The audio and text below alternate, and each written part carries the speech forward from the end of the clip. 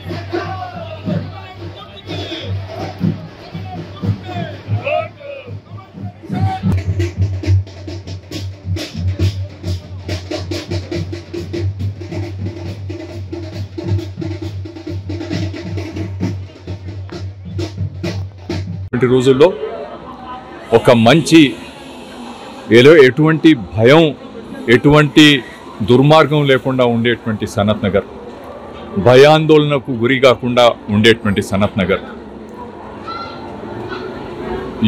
యువకులను డ్రగ్స్కు బానిసలు చేసినటువంటి సనత్ నగర్ బస్ స్టాప్ దగ్గర ఓపెన్గా చట్టాన్ని నిర్వహించేటువంటి కార్యక్రమం మనం చూస్తుంటే, ఒక సందర్భంలో కొంతమంది పోలీసు వారి కళ్ళ ముందు జరిగితే కంప్లైంట్ చేయాలని చెప్పినప్పుడు ఇది మంత్రి గారి సోదరుడు దీనికి ఇన్ఛార్జ్, మేమేమి చేయలేమన్నటువంటి మాట.